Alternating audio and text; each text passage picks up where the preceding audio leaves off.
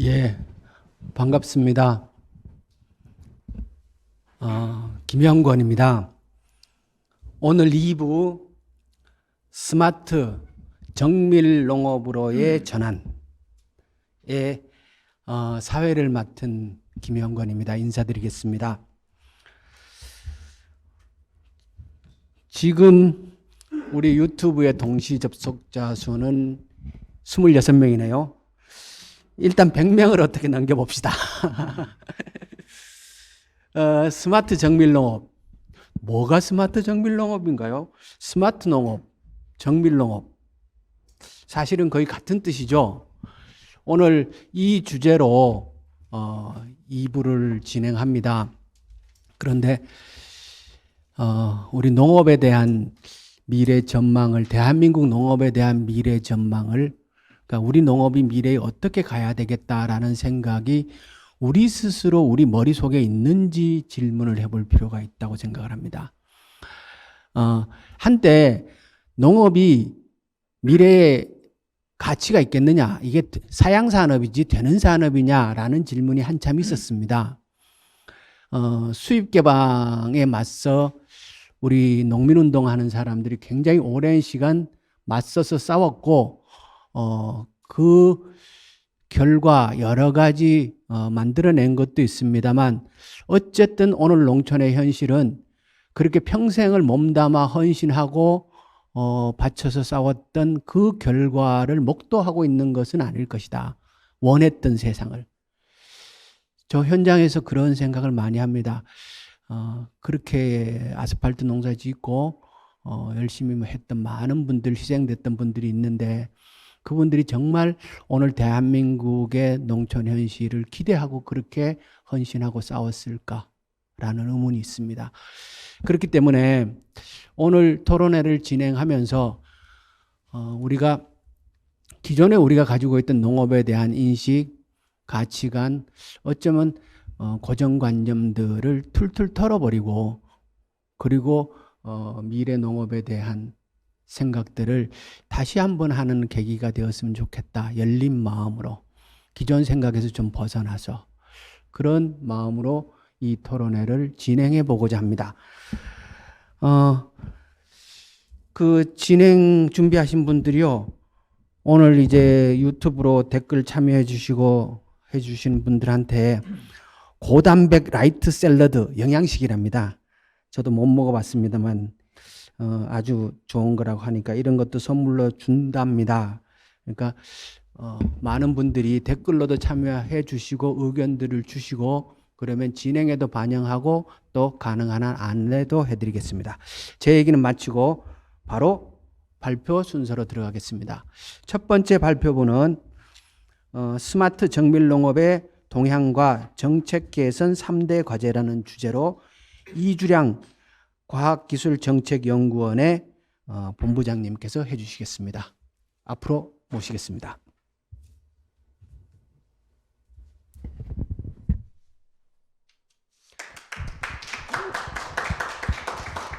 예, 안녕하십니까.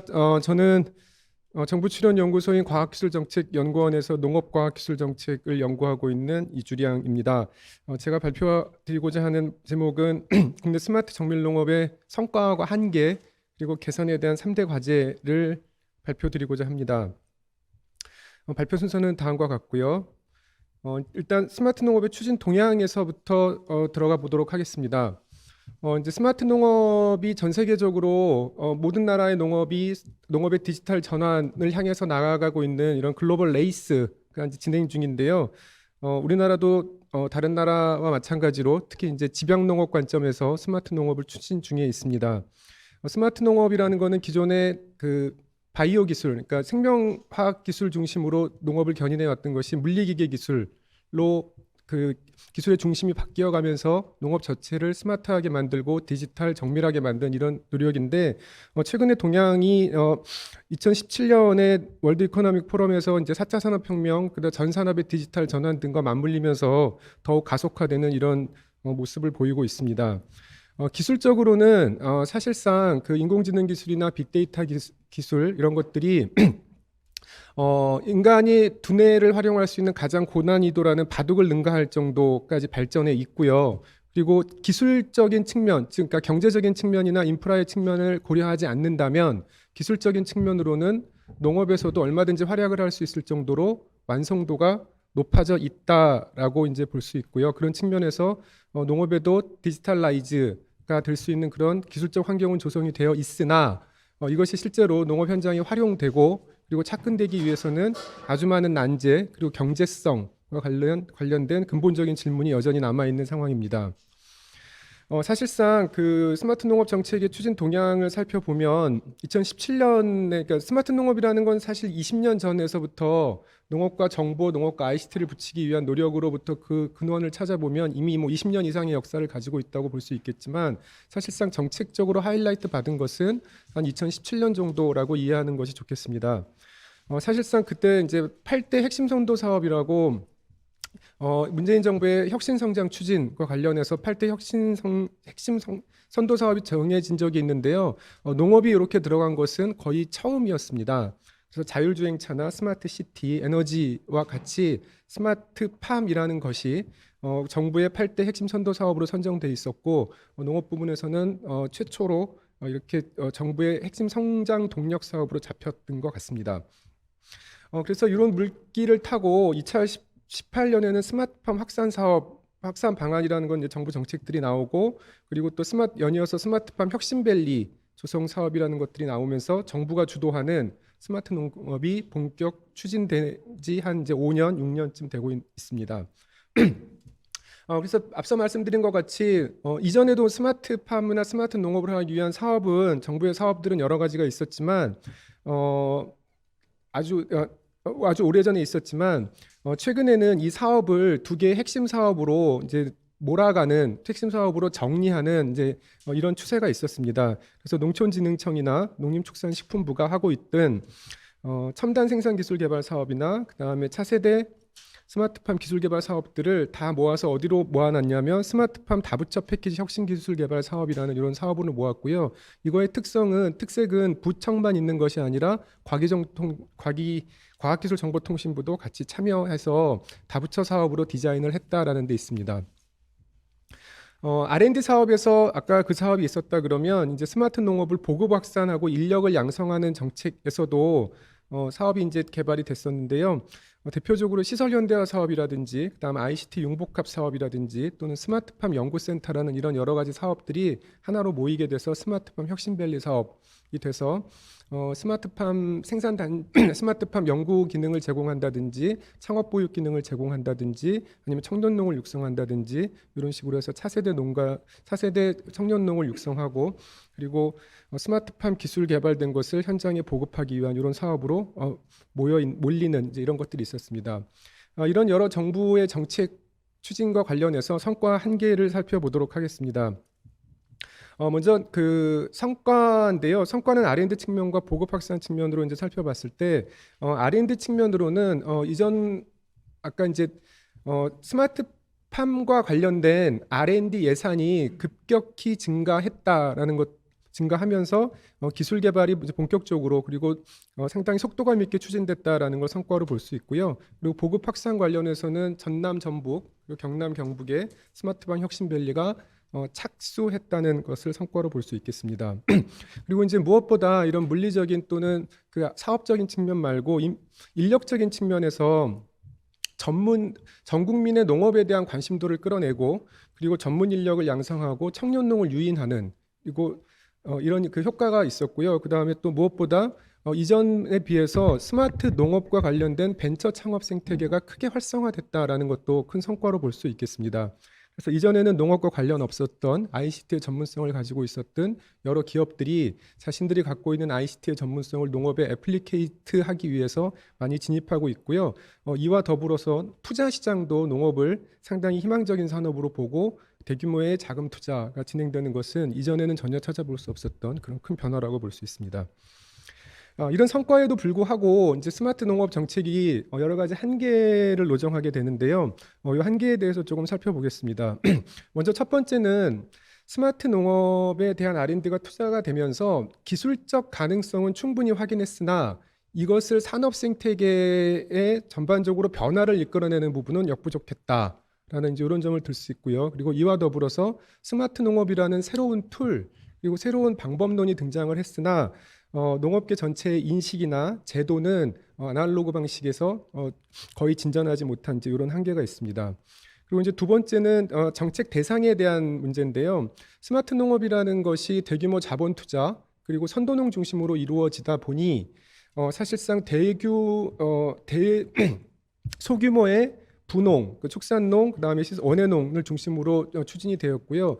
그러다 보니 일반 농가들은 체감하기가 여전히 어려웠고, 그리고 앞으로도 그 농가 간 갈등을 이제 유발한다든지 그래서 한계를 많이 드러냈습니다.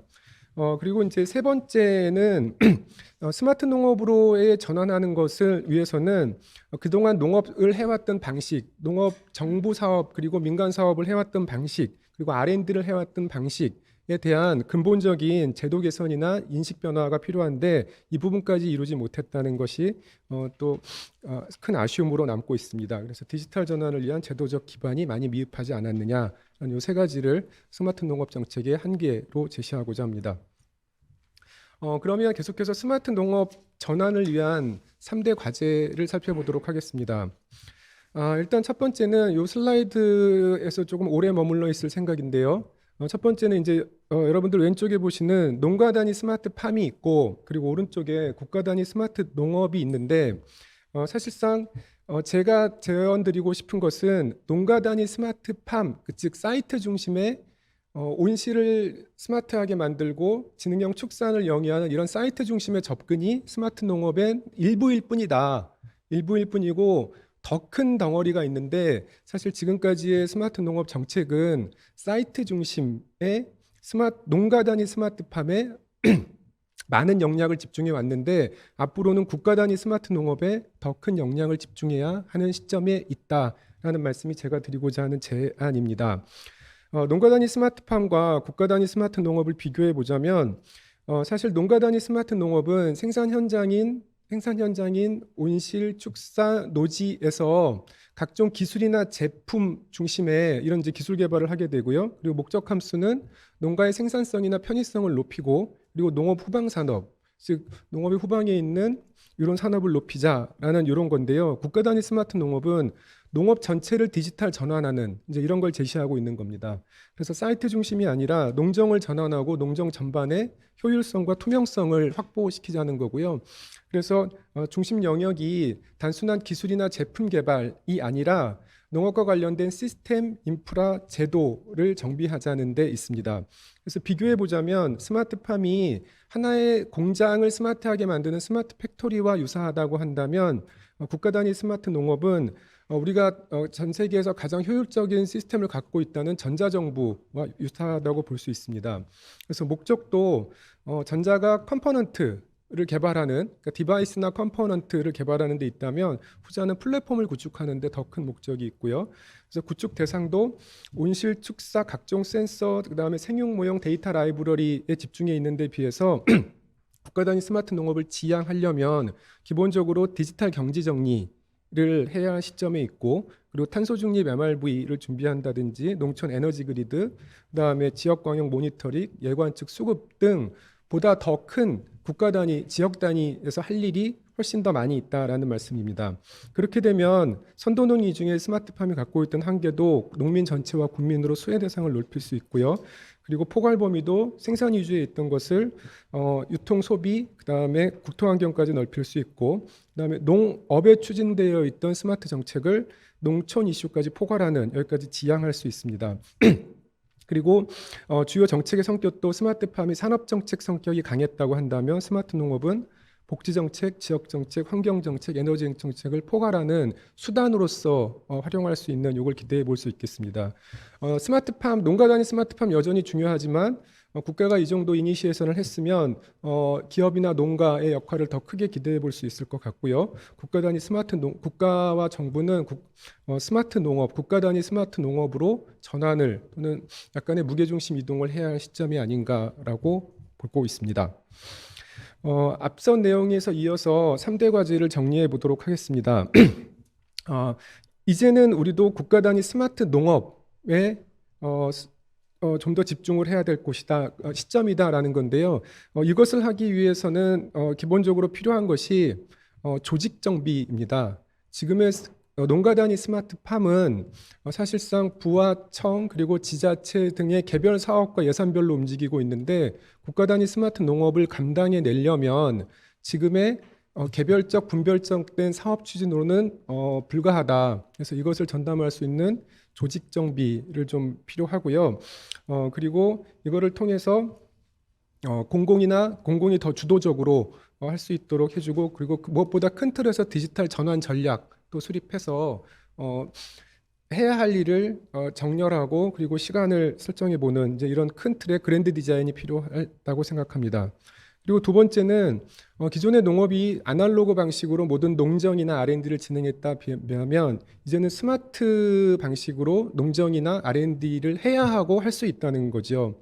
그래서 각종 정부의 보조금이나 수급 관리 그리고 경영체 관리 등도 지금 그 방향을 향해서 나아가고는 있지만 훨씬 더 고도화, 투명화를 기대할 수 있고, 특히 R&D를 하는 입장에서는 이전의 R&D의 방식이 기초, 그다음에 기술 개발을 하고 실용화하고 이런 선형 방식이었다면 스마트 농업에서의 R&D 방식은 문제 해결을 위한 원샷 방식인데, 지금 R&D와 관련된 모든 제도는 선형 방식에 튜닝되어 있는 거기 때문에 이런 그 방식도 바꿔야 된다. 그래서 스마트 농업과 관련된 농정과 R&D 제도를 바꿔야 된다라는 이걸 두 번째 과제로 말씀드리고 싶습니다. 그리고 마지막 세 번째 과제는 농업 분야의 큰 도전인 기후위기하고 탄소 중립 또 결국은 많은 부분은 스마트 농업 또 스마트 기술에서 해결을 그걸로 대응을 해야 할 것이다라는 거고요. 스마트 농업과 관련된 데이터, 그다음에 각종 그 에너지와 관련된 데이터들을 하나의 플랫폼 안에서 모아야 하지만 MRV가 되고 MRV가 돼야지만 정책을 핀다든지 아니면 모니터링 한다든지 할 수 있어서 이런 준비가 필요하다는 거고요. 그리고 역시 디지털 경제 정리라는 것을 토대로 그 위에 다양한 그 스마트 농업과 관련된 그 여러 가지 제도와 그다음에 시스템을 탑재할 수 있을 거라고 생각을 합니다. 그래서 이렇게 세 가지를 3대 과제로 제안하고자 합니다. 예, 제 발표는 여기서 마치겠습니다. 고맙습니다.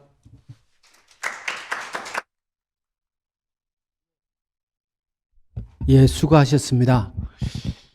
대한민국은 세계적으로 대표적인 제조 강국이죠. 우리는 ICT 강국이기도 하면서 국토 전체가 4G가 되는 거의 유일한 국가죠. 그런데 유일하게 농업에서만은 이때까지 ICT와 무관한 농업이 진행되고 있어서 많은 관심 있는 분들이 의아해하는데 그렇지 않다. 농업에도 ICT 많이 지금 적용되고 있고 스마트팜 부분에 열심히 일이 진행되고 있고 더더구나 농업에 돈이 몰려오고 있다. 이 말씀을 해주셨어요. 돈이 몰려오고 있다는 것은 매우 중요한 일이죠. 이따가 이 얘기는 또 좀 하기로 하고요. 세 가지 정리를 해주셨는데 이 얘기도 이따가 합시다. 자, 다음 순서 바로 넘어갑시다. 두 번째 발표자는 식량농업 관점에서 바라보는 스마트 농업. 세종대 진중현 교수님께서 해주시겠습니다. 네, 안녕하십니까. 세종대학교의 진중현입니다. 저는 그 벼 식물 육종을 하고 육종학을 공부하고 있는 사람입니다. 오늘 2021년 농업 농촌의 길 두 번째 발표를 맡게 되었습니다. 식량농업 관점에서 바라는 스마트 정밀농업의 3대 과제를 말씀드리고자 합니다. 먼저 식량농업의 스마트화를 한번 간단히 살펴보고 식량농업이 정밀농업에 바라는 과제 세 가지를 지속 가능성, 다양성, 그리고 민관 협력과 산학연 관점에서 보고요. 마지막으로 우리에게 다가올 거대한 기회라는 소제목으로 한번 결론을 지어보겠습니다. 식량농업의 스마트화가 어떤 의미일까요? 식량농업에서 정밀농업이 성공적이려면 먼저 정밀농업의 목표를 한번 살펴볼 필요가 있습니다.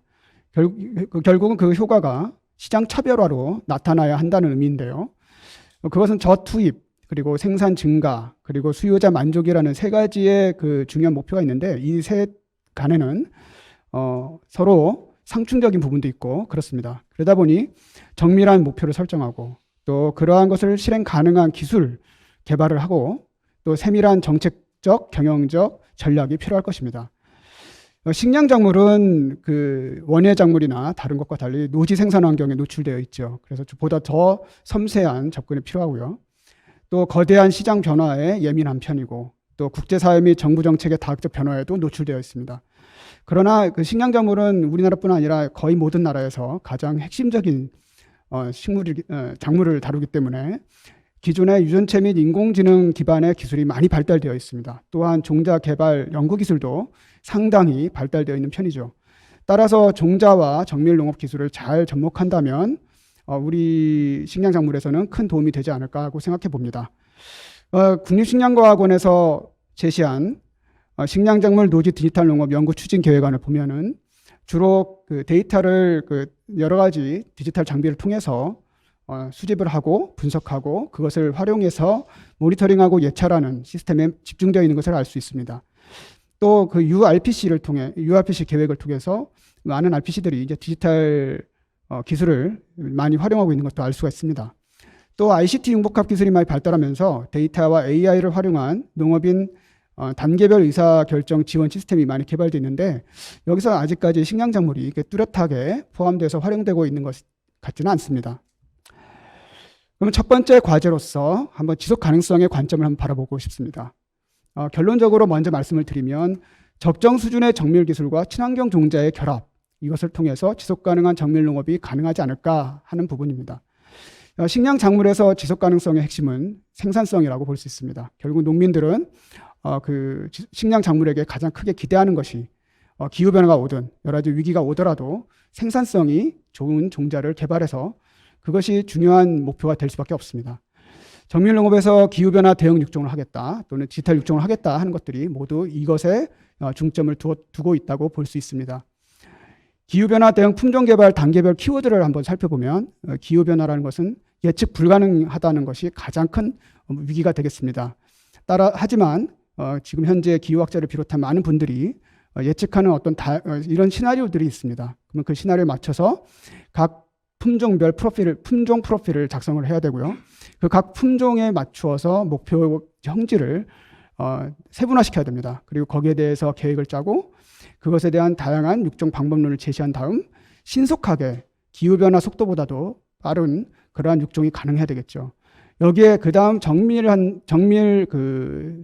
스크리닝 시스템, 그리고 결국은 표현체 중심의 정밀 기술이 도입된 스크리닝이 굉장히 중요한데 우리가 현재까지 알지 못했던 환경이라는 측면이 부각되기 때문에 굉장히 어려움을 많이 겪게 됩니다. 여기에 이러한 종자의 그 유전적 특성과 이러한 정밀 스크리닝 방법 그리고 표현체 분석 방법이 결합된다면 정밀 농업 매뉴얼이 작성이 되고 이것은 우리가 패키지화 시켜서 종자 보급 시 함께 활용할 수 있는 비즈니스 전략이 되게 됩니다. 그리고 더해서 탄소 저감 재배 적합 품종 키워드를 한번 살펴보면 형질은 이렇게 우리가 품종을 개발할 때 우리는 중요한 형질들을 개선하는 작업을 하게 되는데요. 필수적 형질, 그리고 부가가치적 형질, 혁신 형질로 나눠볼 수가 있습니다. 필수적 형질이란 건 역시 식량 작물의 고유한 특성인 높은 수량과 또 다양한 소비자 요구도를 만족시켜야 한다는 다양성을 요구를 함께 갖춰야 합니다. 그런데 탄소 저감 재배를 하게 되면 물이 부족한 상황이 될 것이고 또한 양분을 조금만 투입하는 그런 환경이 될 것입니다. 그렇기 때문에 스트레스 저항성이라든가 또는 온난화에 의한 내병충성 그리고 질소와 인산을 비롯한 다양한 유기물 흡수 효율이 증가하는 그러한 것들 그리고 소비자의 다양한 요구가 계층화되고 다품목화되면서 생겨나는 가공적성에 대한 맞춤형이 필요하게 됩니다. 혁신형질은 정밀 농작업 기계를 많이 활용하게 되니까 거기에 맞춘 그러한 특성 그리고 이제는 논의 그 담수적인 그런 환경보다는 밭 환경에 적응하는 것, 또 토양 미생물과의 공생이라든가 또는 식량작물을 많이 생산하게 되는 그러한 간척지나 대규모 농업에 걸맞은 그러한 탄소 흡수와 관계된 그런 형질들이 혁신 형질로서 중요하게 됩니다. 이것을 좀 더 섬세하게 바라보는데 왜 종자가 이렇게 중요할까요? 결국 종자의 그 수량성이라는 것, 식량의 작물의 수량성이라는 것은 종자에게 거의 결정적인 요소가 있기 때문입니다. 그것은 왜 그러냐면 잠재 수량성이라는 것이 있는데 그것은 결국 품종이 결정합니다. 여기에 재배기술 부족이라든지 병해충 스트레스에 의해서 수량 감소가 있는데 여기에 정밀농업의 기여도가 매우 큽니다. 근데 이 정밀농업은 결국은 이러한 각 단계별 수량성 요소를 확인해 보면 유전자 역할이 워낙 크기 때문에 품종과 적정 수준의 기술과 친환경 종자가 함께 할 때 그 효과가 극대화된다고 볼 수 있습니다.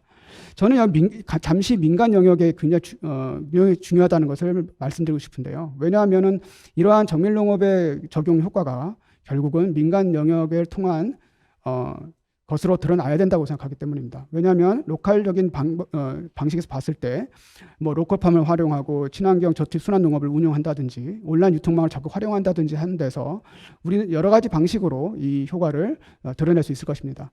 또 글로벌한 상황에서 본다면은 이런 목표 달성을 위한 융복합 정밀농업 체계가 단지 수출 정도, 생산 수출뿐만 아니라 종자와 관광 이런 부분까지도 패키지화 될 수 있지 않을까 이런 생각을 해봅니다. 다음 두 번째 과제로서 다양성인 관점을 한번 생각해 보겠습니다. 수요자 요구 다양성을 충족시키면 결국 정밀농업 연계 디지털 육종 아니겠느냐 하는 이러한 것이 제 결론입니다. 현행 육종 기술은 현재 오랜 기간이 걸리고요.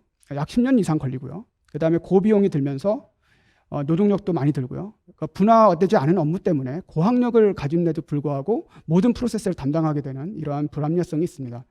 그런데 이제 디지털 육종이라고 한다면은 결국 이것은 데이터 기반 육종을 말하고요. 그래서 유전체, 유전자 기능, 분자 표지, 표현체 등 다양한 데이터를 수집하고 분석하여서 그것을 인공지능이나 다양한 서비스 툴로서 판단하게 되는 그런 육종을 말합니다. 그래서 그 미래형 디지털 농업에서 요구되는 품종이라 한다면은 서울대학교 고희정 교수가 한 10가지 정도를 제시해 봤는데 이 키워드만 본다면 이제 수요자 다양성, 그리고 기후 변화에 대응하는 것, 그리고 스마트 영농에 적합한 것, 그리고 디지털 기술을 적용할 수 있는 것으로 요약해 볼 수가 있습니다. 근데 이 디지털 육종을 하게 되려면은 일단 먼저 동반되는 기술이 필요한데요. 여기에 정밀 농업이 많이 필요합니다. 먼저 교배를 한다든지 또는 새로운 자원을 도입했을 때 그 제조합률을 증가시켜야 되는데 그런 부분이라든지 또는 유전자 조절을 이제 정밀하게 한다든지 또 이 개발 속도를 빨리 하기 위해서 세대 촉진을 해야 되는데 옆에서 보시다시피 오른쪽 아래 사진을 보시다시피 많은 양의 다양한 식물들을 아주 좁은 공간에서 위치 시스템과 표적 시스템, 그다음에 교배 계획 시스템 같은 이런 전자적 시스템이 많이 필요합니다. 그래서 정밀농업이 여기서도 매우 중요하다는 것을 알 수가 있습니다. 얘기를 계속 말씀을 드린다면 결국 요약해서 말씀드린다면 수요 다양성을 종자 다양성으로 치환하는 필수 조건을 저는 디지털 육종과 정밀농업이 결합이다 이렇게 봤는데요. 품종 육성을 계속 진행해야 한다라는 것에 대해서 의아하게 생각하시는 분들도 있을 겁니다. 그런데 식량 자원은 기후변화, 병충해 등 공진화의 산물입니다. 예측 불허한 환경에 가속도가 붙었고요. 복잡하고 급변하는 시장 트렌드도 생겨나서 많은 변화가 있습니다. 그런데 품종 개발을 하지 않으면 결국 우리가 도태될 것입니다. 왜냐하면은 그런 식량 작물이 자연적인 진화 속도로는 지금의 변화 속도를 따라잡을 수 없을 거기 때문입니다. 그래서 아무리 품종 개발을 하더라도 우리가 꼭 그 이상한 날의 앨리스에 있는 레드퀸처럼 제자리에 있는 것처럼 보입니다. 그렇지만 이것은 어마어마한 과학기술의 도움으로 가능했다는 것을 여러분들께 말씀드리고 싶습니다. 그래서 오른쪽에 이제 빨갛게 이제 표시를 해놨는데 기존 유전 자원으로는 다양성에 이제 한계가 있습니다. 그러다 보니 과학기술을 통해서 식량 자원과 품종 다양성의 극대화를 꾀하는 것이 굉장히 중요합니다. 그러면 이걸 좀 요약해서 좀 정리해 보자면 수요자 맞춤형 디지털 육종 체계라는 것은 품종 개발 차원에서 볼 때 먼저 수요자 요구 반영 육종 목표를 확립하고 디지털 육종을 실행한 후 거기서 얻은 재료들을 빨리빨리 세대를 촉진하고 정밀농업 활용 선발 및 평가가 필요하고 종자 증시 및 보급 체계까지 이루어져야 합니다. 여기에 필요한 정밀농업 키워드가 빅데이터, AI, 센서 기술, 표현체 기술, 스마트팜 정도가 되겠습니다. 그래서 수요자 행동 및 기호에 대한 빅데이터가 수집되어야 하고 여기에 맞추어서 목표가 설정된 디지털 육종 체계를 확립하고 정밀농업 시스템의 디지털 육종 방식을 조기에 적용하는 것이 제가 말씀드리고 싶은 과제입니다. 마지막 세 번째 과제로서는 민관 협력과 산학연을 어떻게 추진해 볼 것이냐 하는 것입니다. 결국은 실수요자 중심의 정밀농업과 민간 영역의 역할을 확대해야 한다는 것을 과제로 제안하고 싶습니다. 식량 농업에서도 수요자의 요구도가 반영되어야 하는데요. 온라인 구매가 증가하고 있고 소비자의 관여도가 증가하고 있고 판매 가격이 다양화되고 있다는 것을 통해서 우리는 충분히 알 수가 있습니다. 이러한 시장의 다양성을 파악하고 대응하는 것은 역시 민간의 역할이고요.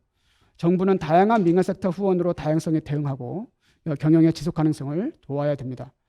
왼쪽에 아래 그림을 보면 국립식량과학원에서 식량작물 노지 디지털 농업 연구 추진 계획안을 볼 수 있는데 대부분 이제 기술에 맞춰 있고 수요자가 정책 개발자에게 맞춰져 있습니다. 그런데 이 데이터 수요자가 누구일까요? 생각해 본다면 결국 다양성과 지속 가능성의 주체가 농민 또는 이 농업법인이나 같은 곳들이 될 것입니다. 그래서 데이터 개방성이 우선시 되고 또 농민이나 기업이 데이터의 제공과 평가의 주체가 되어야 되지 않느냐라는 생각이 좀 들고요. 완전 자동화를 하는 것에 대해서 우리 유지보수 차원에서의 기술적인 그런 부분들을 꼭 고려해야 된다 하는 거죠. 비용적인 측면도 고려해야 되고요. 또 AI가 정말 완벽할까요? 그 AI가 아무리 그 전문가 지원 시스템을 준다 하더라도 결정은 결국 사람이 하게 될 것 같습니다. 그리고 기농기초는 중장년이 대세라고 합니다. 이게 결국은 이런 핵심적인 인력들이 얼마나 더 편하게 또 위험하지 않게 노출된 기후변화의 리스크에서 더 안전하게 또 노동력이 보조를 받으면서 할 수 있을까요? 이런 부분들도 좀 고려했으면 합니다. 그리고 기후변화는 앞으로 우리가 알 수 없는 그런 다양한 환경에서의 문제이기 때문에 그런 것을 시뮬레이션하고 또 우리가 육종가들이 개발한 것을 또 이렇게 평가도 하고 또 현장 우리가 가보지 않은 곳에 대한 현장 평가도 이렇게 어마어마한 비용에 들어가는데 그런 것들을 시뮬레이션을 통해서 미리 알 수 있다면 그런 것은 디지털 트윈의 개념으로서 극복할 수 있다고 생각합니다. 자, 그러면 정밀농업 기술을 활용한 그 육종가의 미래상을 제가 한번 제시해 보면 첫 번째, 앞으로 육종가들이란 지금과 같이 교배하고 선발하고 이렇게 포장해서 일하는 시커먼 육종가들보다는 최고 수준의 기술력을 확장하는 식물 개발의 공장장 같은 육종가 또는 디지털과 인간 그리고 환경의 조합의 리더로서의 육종가가 되지 않을까 이런 생각을 해봅니다. 그러면 이것이 가능하려면 산학연의 역할이 지금보다 훨씬 더 합리적으로 분담되어야 될 것이라고 생각하고요.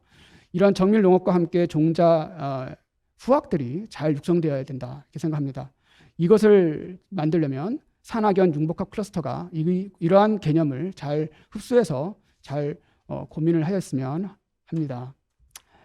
자, 결론적으로 우리에게 다가올 거대한 기회를 한번 생각해 볼까요?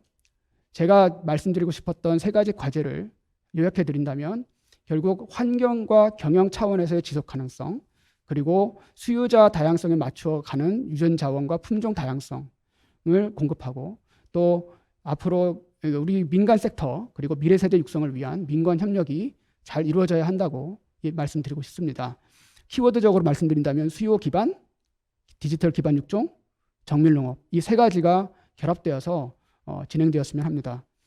위기가 기회입니다. 그래서 다가오는 것은 다 보입니다. 그래서 충분히 우리는 극복할 수 있지 않을까 이런 생각을 하고요. 현장형 기술과 적정 기술 그리고 스마트 농업 패키지와 종자가 결합되어서 K농업 수출로서 민간의 역량이 확대되어서 이게 가능해지고 또 친환경 탄소 제로, 위안, 치유, 안전 먹거리 같은 키워드를 바탕으로 한 많은 비즈니스 기회가 창출되길 바랍니다. 우리는 생각보다 잘 살고 잘하고 또 잘할 것입니다. 그래서 최고의 벼품종 개발 기술을 가지고 있고 또 해외 농업 협력도 잘하고 있고 또 식량에 바뀌어 있는 식량의 가치에 대해서 시장 반응에 예민하게 대응하고 또 기술 융합력도 가지고 있는 게 우리들이죠. 이미 몇몇 기업들은 벌써 디지털 솔루션을 각 농가에 공급하고 있습니다. 그래서 IT와 BT와 ICT가 결합되어 있는데 이러한 것이 훨씬 더 파급 효과가 커지도록 민관 학연산이 원활히 진행되도록 하였으면 합니다. 식량농업 관점에서 바라는 스마트 정밀농업의 3대 과제에 경청해 주셔서 감사합니다.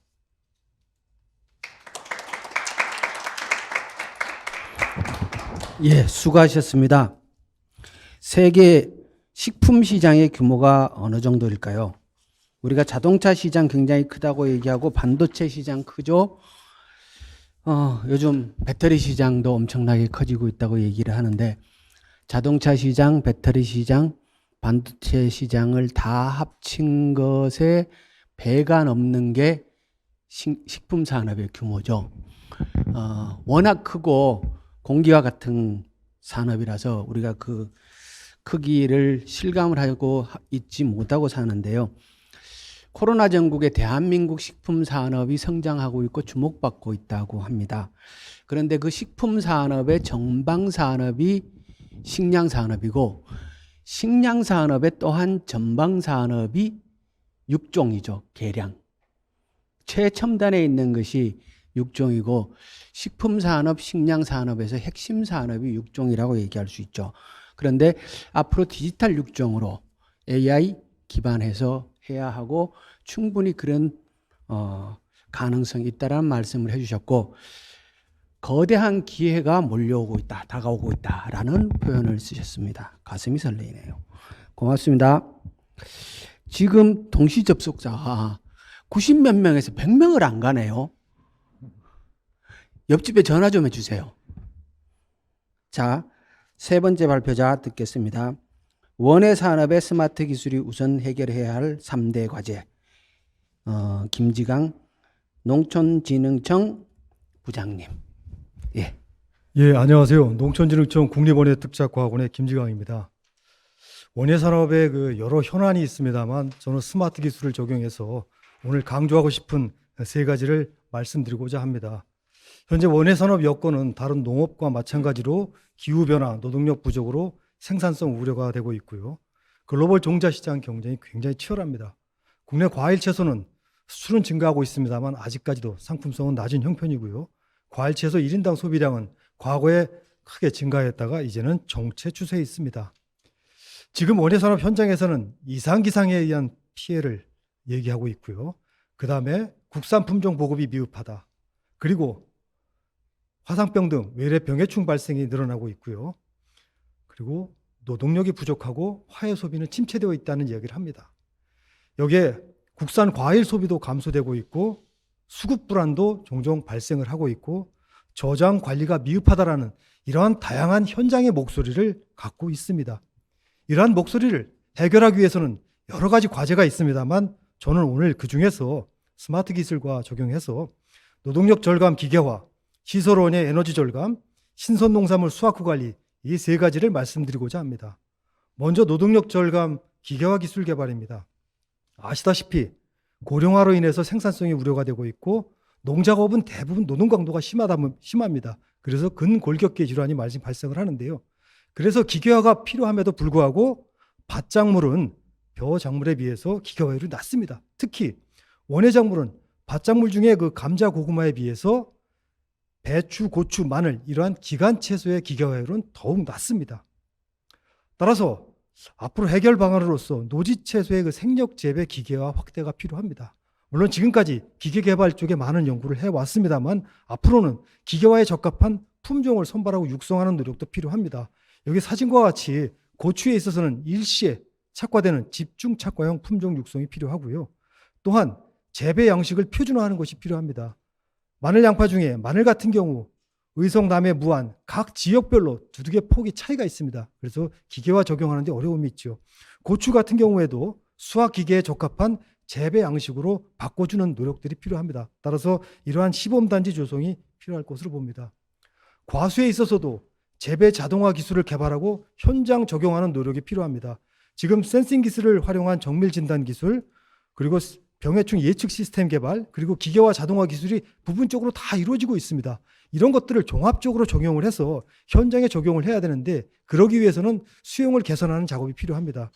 지금 저희가 사과 품종을 대상으로 시험 포장에는 투입을 했습니다만 앞으로 이러한 기술들을 농가에 투입하기 위해서는 기계화 수용과 다양한 기계화 기술이 적용이 돼야 될 것으로 봅니다.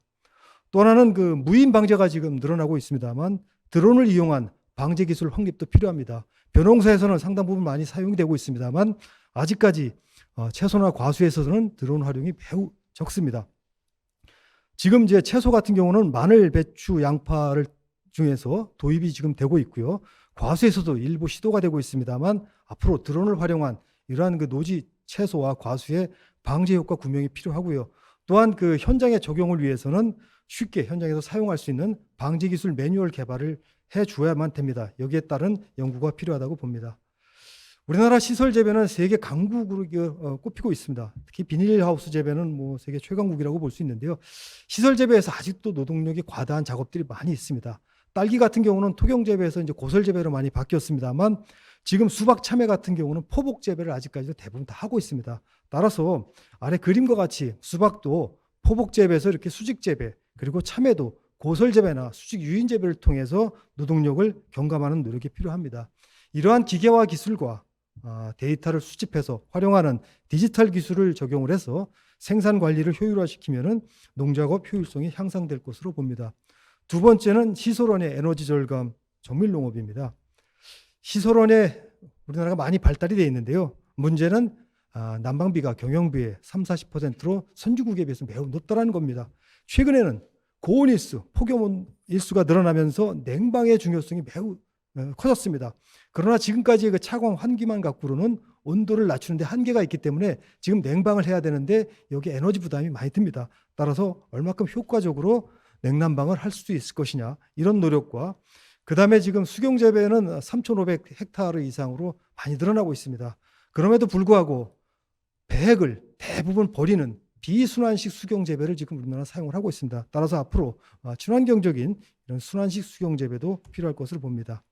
해결 방안으로서는 시설원에 있어서는 에너지 절감을 위해서 사용되는 자재들, 보온력과 투광률이 좋은 소재들, 최근에 이런 소재들이 개발이 되고 있습니다. 그래서 이런 소재들을 활용을 하고 냉난방 에너지 이용 효율을 높이는 방법입니다. 그래서 부분 냉난방을 한다든지 아니면 최근에는 고온 극복을 위한 환경 관리가 매우 중요해졌습니다. 그래서 고온 극복을 위해서는 뭐 공조실 순환팬, 포구, 차광, 히트펌프 이러한 다양한 그 부분 기술이 투입이 되고 있는데요. 이런 것들을 얼마큼 최적화시켜서 효율적으로 온도 관리를 할 것이냐라는 것도 필요합니다.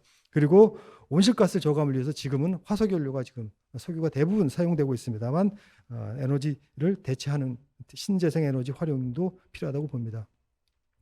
두 번째는 이 수경 재배를 친환경적으로 정밀 재배할 수 있는 기술을 통해서 안정 생산을 확대하는 노력입니다. 지금 정밀 양분 관리 기술을 통해서 수경 재배 배출 양액을 최소화하는 것도 필요하고요.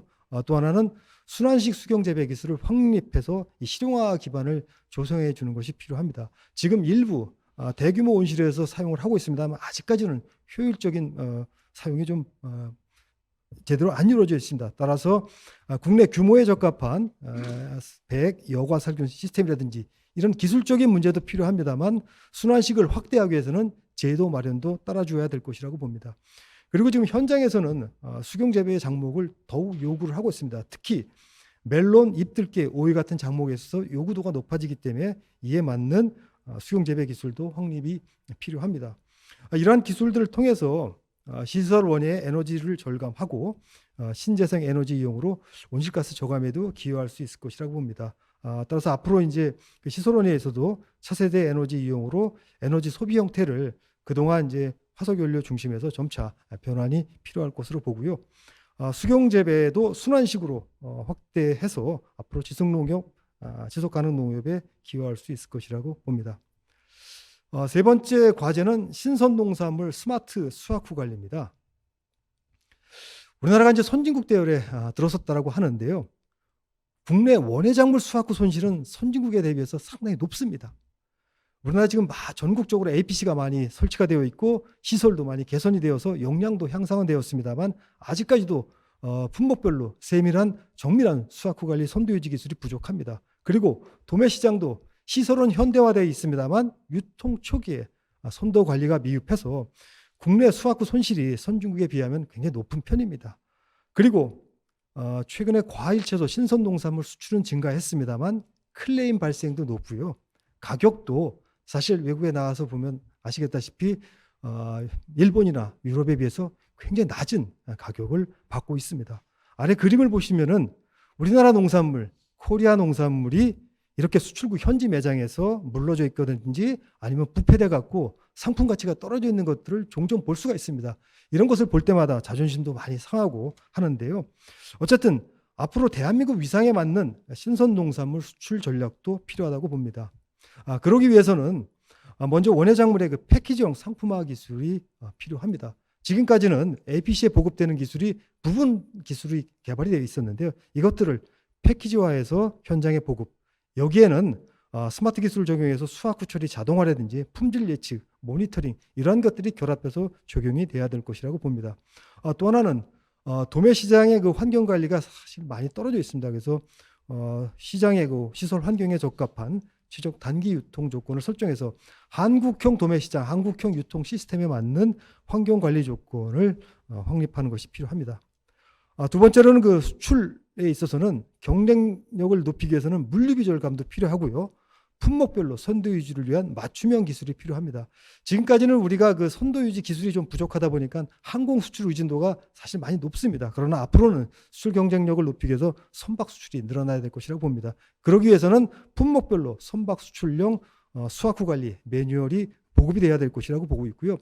우리나라 그 수출 형태는 다른 나라하고 달리 혼합 품목돼서 컨테이너로 수출되는 게 상당히 많이 있습니다. 그래서 이 혼합 품목 수출에 적합한 컨테이너 환경 설정을 해서 수출에 지원하는 것도 필요합니다. 그래서 대한민국 국격에 맞는 원예 작물 수출 방향으로 전환하는데요. 그동안 이제 수출량 증가 중심에서 최고 가격을 받을 수 있는 상품을 발굴해내자. 그래서 프리미엄급 수출 농산물을 발굴해서 홍보해내는 노력도 필요합니다. 또 하나는 정밀도 높은 선도 유지 환경 설정 및 제어입니다. 스마트 품질 평가, 스마트 선별, 유통 시스템을 구축하는데요. AI 등을 활용을 해서 품질 평가와 선별에 활용을 하고요.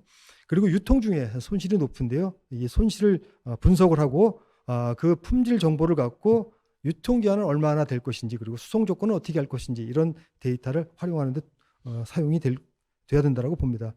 그리고 수출도 앞으로 선박 수출이 늘어나려면 이 CA 컨테이너 환경 관리가 좀 용이한 컨테이너가 필요하다고 봅니다. 그래서 이 컨테이너 조건을 조성해주고 모니터링을 하는데요. 그동안 수출에 있어서는 수송항된 모니터링만 했습니다만 앞으로 원격 제어하는 것도 이러한 스마트 기술로서 활용이 될 수 있을 것이라고 봅니다. 그리고 품질 표준화와 고품질 유지를 위한 디지털 유통 기술 개발을 해야 될 것이라고 봅니다. 디지털 농업을 통해서 우리가 재배 관리를 효율화시키고 그리고 디지털 유통을 통해서 품질 표준화 그리고 APC 자동화가 이루어질 것이라고 보는데요. 그동안 사실 이러한 APC나 유통 과정에서의 그 품질 관리 기준이 매우 미흡했습니다. 따라서 이러한 그 데이터를 활용을 하고 선별계 정밀화 등으로 인해서 우리가 디지털 유통을 활성화시키는데 여기에는 시설 장치에 대한 이 하드웨어적인 문제도 필요합니다만 수확 후 관리 기술, 세부 정밀 기술, 소프트웨어도 같이 결합돼서 디지털 유통을 활성화시키는 것이 필요합니다.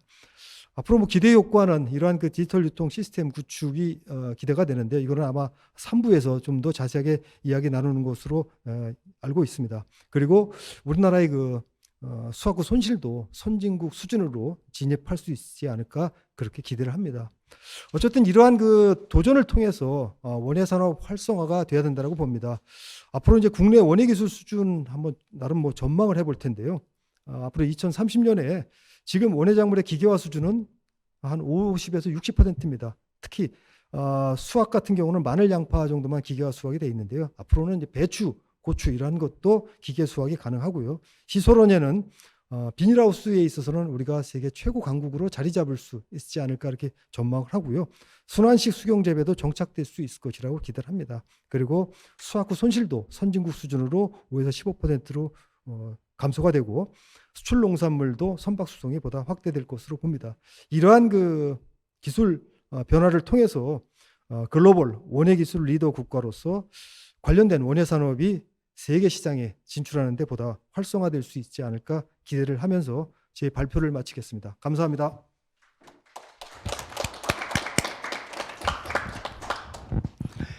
예, 수고하셨습니다.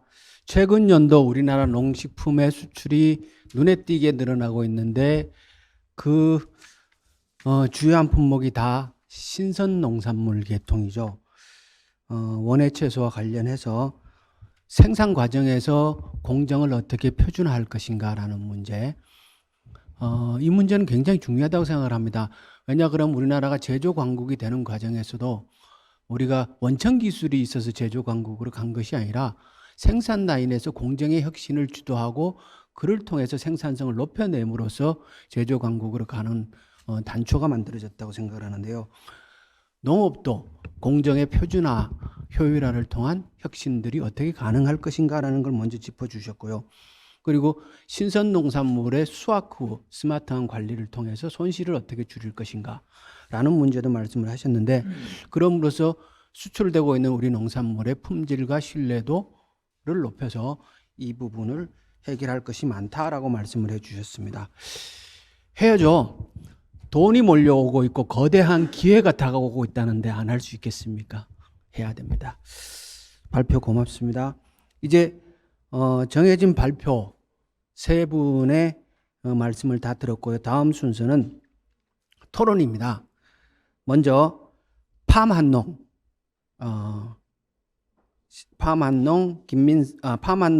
권희준 그 신사업 팀장님께서 토론을 해주시겠습니다. 먼저 팜한농에 대한 짤막한 설명도 좀 부탁드립니다.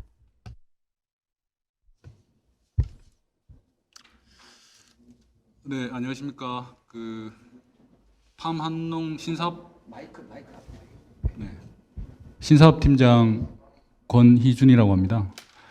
예, 저희 팜한농은 1953년부터 농약 비료 종자 사업을 해온 남들은 대기업이라고 얘기하는데 저는 이런 자리나 아니면 공공 석상에서 전문 기업이라고 얘기하고 싶습니다.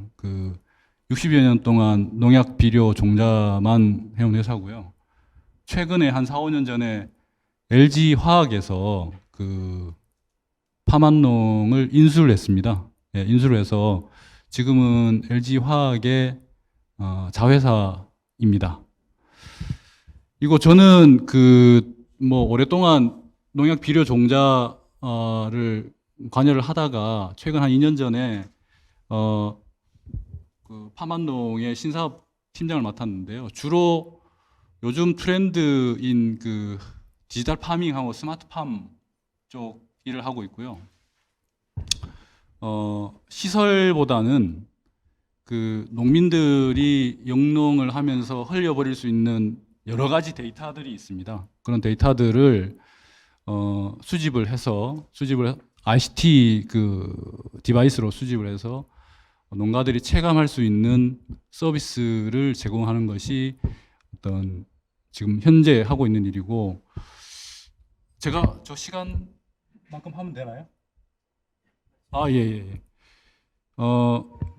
사실 오늘 같은 자리에 오면 거대 담론이나 국가적 이슈들이 논의되는데, 저희 기업들은 교수님들이나 연구하시는 박사님들이 풀어놓으시는 것들을 잘 주워 담아서 꿰어서 사업 모델을 만들어서 지속 가능한 사업을 만드는 게 기업의 역할이라고 생각을 합니다. 그런데 사실은 지금 제가 하고 있는 일하고 고객들 커뮤니케이션, 그다음에 지금 현재 여기서 논의되고 있는 문제를 복합해 보면 머리가 굉장히 복잡해집니다. 예, 복잡해지는데 이게 우리 한국의 농업의 구조적인 상황에서 사업적으로 풀어낼 수 있는 문제인가 라는 생각이 많이 들고, 잠깐만요. 우리가 주어진 시간이 2시 40분에 전체 토론을 마쳐야 되거든요. 예. 그러니까 앞으로 남아있는 우리 토론자 숫자들을 감안해서 저게 남아있는 14분 5초가 남았다는 게 아니에요. 제한테 배정된 시간이 아니죠? 저거는 지금 시간이 14분 5초라는 거예요. 2시 5분 지금. 예. 2시 40분에 우리가 마쳐야 됩니다. 그러면은 한 5분 정도 하면 될까요? 예. 네, 그 정도 하겠습니다. 네. 그래서 복잡해지는데 어쨌건 간에 그런 지식들을 융복합해서 어떤 사업화의 인사이트를 도출해낼 때가 지점이 지혜로 변하는 순간이 아닌가 생각합니다. 제가 말씀드리고 싶은 것은 우리 디지털 파밍 솔루션에 관련해서 민간 기업에서 좀 활성화할 수 있는 방안들을 한 2년 동안 사업을 진행해 보면서 한 3가지 정도 제시해 보고 싶습니다. 첫 번째는 그 데이터 서비스를 어떻게 농민들의 체감이 할 수 있게 현실적으로 만들어낼 거냐. 두 번째, ICT 디바이스가 사실 그 기본이 돼야 되는 거거든요. 그 품질이나 AS 같은 문제 이런 것들을 어떻게 보증을 할 거냐. 그 다음에 마지막으로 그 현재 여러분 잘 아시겠지만 ICT 장비나 뭐 이런 스마트팜 장비들이 제대로 된 그런 마켓이 없습니다. 예. 대부분 정부 보조 사업으로 지원을 받고 그 다음에 정부 보조 사업이 끝나면 다른 사업자가 들어와서 또 비슷한 설비를 또 설치를 하고 이게 계속 반복되지 않습니까? 예. 그렇기 때문에 장비 사업자들이나 그런 제조업자들이 품질을 길게 가지고 갈 필요가 없는 거죠. 사실은 뭐 국가 돈 쓰는 건데 동감을 하시는가 본데 옆에 분이 예, 그런 문제들을 기본적으로 해결해야겠다는 생각입니다. 그래서 일단 데이터 같은 문제는 데이터들 외에 그 일반적으로 그 공공기관에서 수집하고 있는 그런 데이터들 있지 않습니까? 그런 데이터들을 공공기관 얘기하면 농진청이나 도기술원에서 농민들한테 무상으로 서비스하는 그런 서비스들은 사실 시간이 좀 지나면 그 고객들, 농민들의 선택을 받을 수 없다고 생각하고 있습니다. 그래서 저희는 요즘 뭐 개인화 트렌드 많이 얘기하시는데 어쨌든 간에 그 데이터 기반으로 해서 그 농장에 가장 최적화될 수 있는 농민이 체감할 수 있는 그다음에 지불할 수 있는 그런 서비스들을 개인 데이터 서비스 지향으로 해서 만들어내고 있고요. 두 번째는 이제 ICT 디바이스인데 아까 뭐 잠깐 말씀드렸는데 이거를 조금 더 분리해야겠다. 보급형하고 고급형으로. 보급형은 데이터 농업을 조금 그 문턱을 넘을 수 있는 그럼 쉽게 접근할 수 있는 뭐 소위 얘기해서 그 핸드폰 구매하듯이 개인이 개통할 수 있는 그런 수준까지 만들어야겠다는 생각이고요. 거기에서 어떤 소득 수준이나 규모가 늘어날 때 또 확장형 고급형 장비로 넘어갈 수 있는 그런 생태계를 만들어야겠다는 생각입니다. 그렇게 안 되면 산업화가 되기 힘들다고 생각하고 있습니다. 그다음에 마지막으로 그 마켓인데 어디 가도 농민들이나 아니면 그 지자체 공무원들이 서로 비교해보고 고를 마켓이 지금 없습니다. 그런 ICT 장비들을 만져보고 사용해보고 경험해보는 그런 장소가 없는 거죠. 예. 이게 굉장히 그러면은 그 어떤 그 정보의 격차가 농민들하고 어떤 그 제조업자들의 농민의 격차가 정보의 격차가 상당해질 텐데요. 이런 것들을 좀 해결해야겠다는 생각입니다.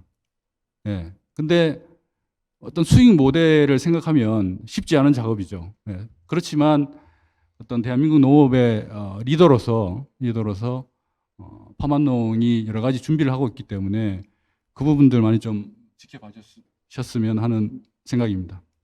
예, 뭐 일단 이 정도로 예. 하겠습니다.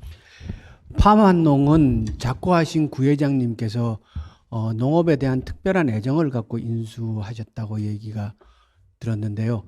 앞으로 우리 농업계에서 LG 파만농을 잘 써먹어야 되지 않을까 이런 생각을 합니다. 다음은 AIS 대표 김민석 님께서 토론해 주시겠습니다. 네, 반갑습니다. 저는 주식회사 AIS 대표 김민석입니다. 저희 AIS는 노지에서 자라는 식량작물들이 어떻게 해야 더 잘 자랄 수 있고 어떻게 해야 더 효율적으로 자라게 만들 수 있을지를 농촌의 환경들을 모두 다 분석을 해서 농가들에게 어떤 농작업까지 이어지게 만드는 게 좋은지를 제안하고 있습니다. 저희가 이렇게 데이터 기반으로 분석을 좀 수행을 하고 있는데 저희는 정밀 농업과 스마트 농업을 좀 다른 형태라고 생각을 좀 하고 있습니다. 단순하게 3,000평의 그 밭을 가더라도 그 안에서 실제로 잘 자라는 지역이 있는 반면에 제대로 자라지 못하는 지역들이 종종 뭐 어렵지 않게 되게 쉽게 찾아볼 수가 있는데요. 이런 것들을 좀 균일하게 잘할 수 있게 만드는 기술들이나 이런 역량들이 정밀 농업의 핵심이라고 저희는 생각을 하고 있습니다. 이런 이런 정밀 농업이 실제로는 해외에서는 많이 진행이 좀 되고 있는데요. 예를 들어서 블루리버라는 이제 회사 같은 경우에는 어, 어느 지역에서는 잡초가 잘 자라지만 어느 지역에서는 잡초가 잘 자라지 못하는 것들을 비전 센서를 이용을 해서 디텍트를 하고 필요한 지역에만 농약을 치면서 농약 사용량이나 네, 이런 것들을 획기적으로 좀 줄이는 이런 기술들이 실제로 상용화돼서 운영이 되고 있는데 이런 것들이 저희는 정밀 기술 중에 하나라고 생각을 하고 있고 또 반대로 저희가 생각하고 있는 이제 스마트 농업이라는 기술 같은 경우에는 같은 지역 안에서도 같은 작물을 키움에도 불구하고 A 농가는 뭐 재식 밀도가 어떻게 되고 뭐 파종 간격이 어떻게 되고 뭐 두둑의 높이가 어떻게 되고 이런 것들이 다 다르죠. 그래서 이런 뭐 같은 지역 안에서 농가 간의 차이도 있지만 지역 간의 차이도 반드시 발생을 할 수밖에 없습니다. 이 말은 표준화가 되어 있지 않다라고 좀 이해를 할 수 있는데 이렇게 표준화가 되어 있지 않은 것은 그 농작물이 자라는 환경에 대해서 데이터화해서 이렇게 분석을 해본 경험이라기보다는 그간 이제 관행적으로 혹은 지식적으로 이렇게 경험적으로 배워왔던 것들이 축적이 되면서 이런 현상들이 발생을 하게 된 것으로 생각을 하고 있습니다. 그래서 생산량의 편차가 굉장히 많이 나는 모습들을 보여주고 있는데 이런 지역 내의 편차 혹은 지역 간의 편차 같은 작물을 재배를 하더라도 동일한 형태 혹은 다른 주어진 환경은 다르지만 비슷한 상향 평준화된 형태로 생산을 할 수 있도록 만드는 게 스마트 농업의 핵심이라고 저희는 생각을 하고 있고요. 그것이 필요한 기술로서는 이제 어떻게 생육을 잘 할 수 있게끔 만들어내는가 혹은 잘 할 수 있게 만들려면 또 어떤 식의 예측을 또 할 수 있어야 되는가 등이 또 중요하다고 좀 생각을 하고 있습니다. 그리고 농업은 역시 반드시 지속 가능해야 되는 게 이제 핵심인데 이런 지금 다가오는 이제 기후 변화와 관련된 부분들을 확인을 해보면 어떤 부분으로 이제 육종 전략을 짜야 되는지 어떤 형식의 육종 기술들이 필요한지 등을 간접적으로나마 네, 좀 확인을 할 수 있고 그리고 어떤 형식의 재배 관리 방식이 효율적인지 효과적인지도 대충 확인을 해볼 수 있습니다. 예를 들어서 IPCC에서 발간한 이제 AR5 오차 보고서에 의하면 대표 농도 경로라고 하죠. RCP 시나리오가 2.0, 2.6부터 8.5까지 이렇게 네 가지가 이제 준비가 되어 있는데 그 시나리오에 따르면은 8.5도 2100년도에 한 8.5도 정도까지 올라갈 수 있다라고 이렇게 얘기를 하고 있습니다. 그런 조건에서 우리는 온도 변화에 작물이 얼만큼 민감하게 변화하는지를 잘 이해를 하고 있지 못하고 있지 않습니까? 그런데 실제로 확인을 해보면 2도씨만 올라가도 농작물의 생산량이 50% 정도 감소하는 보고들이 네, 나오고 있습니다.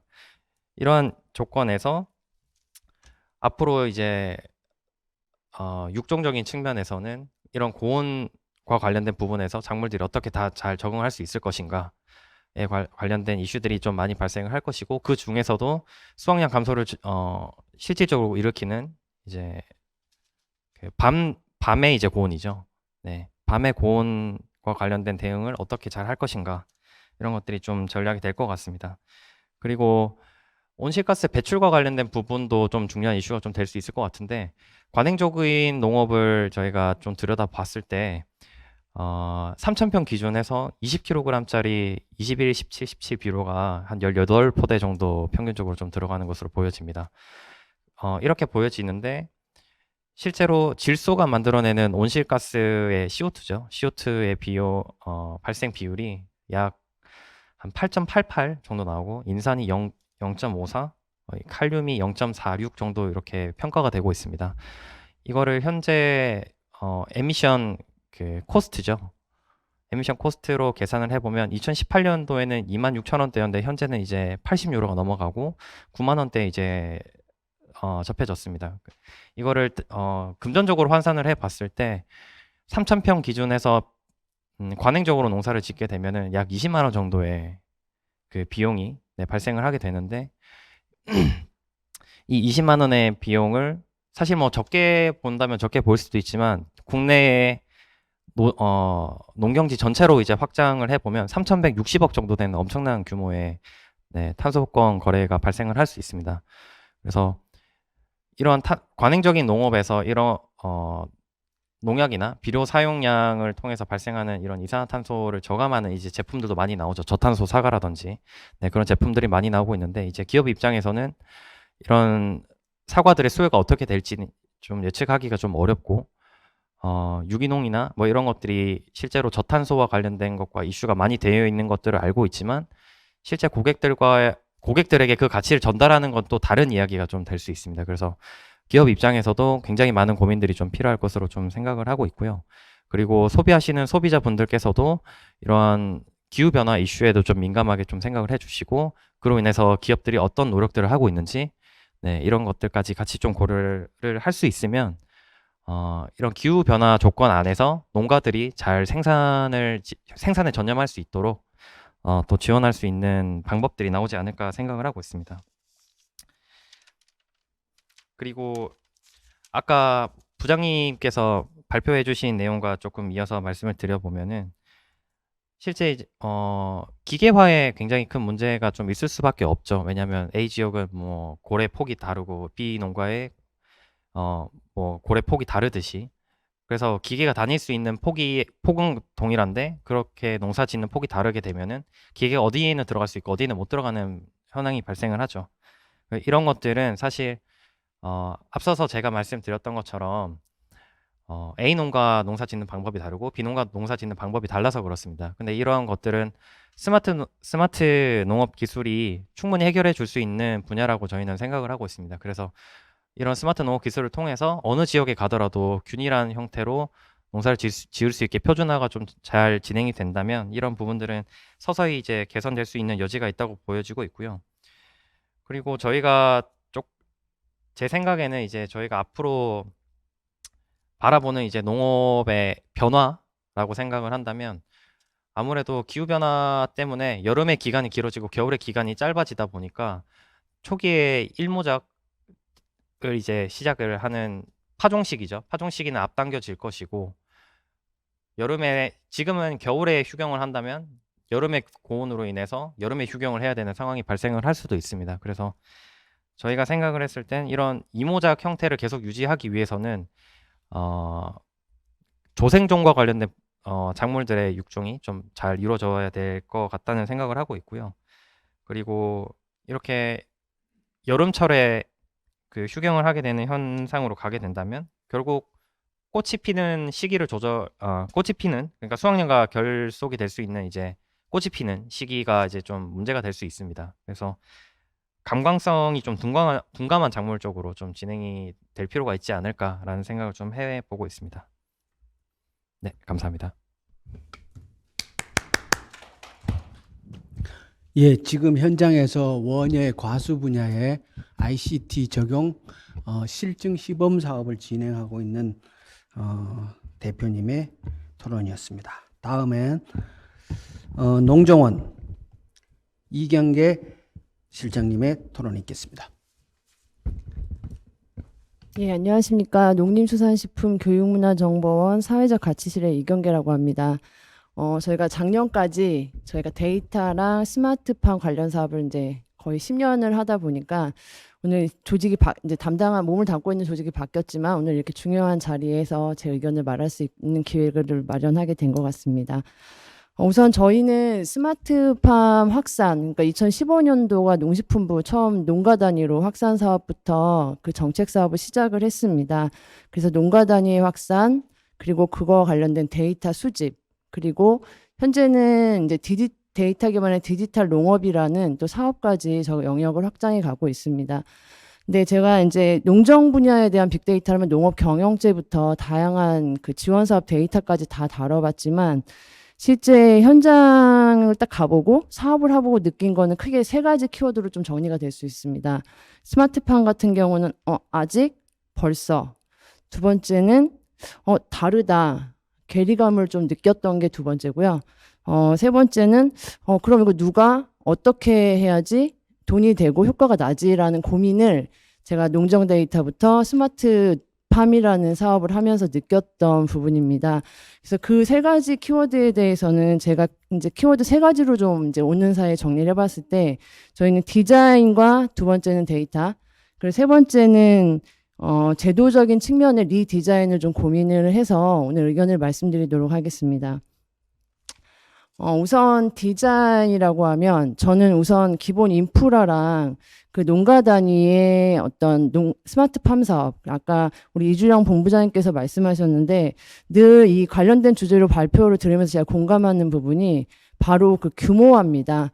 실제는 뭐 국가 단위까지는 생각하지 않지만 제가 농가 단위는 굉장히 농가에 대한 규모도 차이가 크고 품목도 굉장히 다양하게 하고 계시기 때문에 이 고가의 스마트팜이라는 장비랑 데이터에 대한 수집 장비들 이런 걸 다 도입하시면서 ROI를 뽑아낼 수 있는 농가는 솔직히 어느 규모 이상 돼야지 나오는 상황입니다. 그래서 이런 농가 단위보다는 우리 청년, 그러니까 지금 교체되고 있는 세대, 그다음에 기농 기촌인들 대상으로 해서 어떤 법인 단위 아니면 들녘경영체처럼 규모화된 사업 단체랑 저희 스마트팜 사업이 연결이 돼야지 좀 현장에서에 대한 괴리감도 좀 떨어지고 그다음에 어느 정도 효과가 나타나지 않을까 싶어서 저는 디자인 자체는 우선 규모화는 해야 된다라고 생각을 하고 두 번째는 인프라 부분입니다. 솔직히 제가 노지 사업도 이제 작년에 해봤을 때 현장에서 엄청나게 어려운 부분이 전봇대가 없다.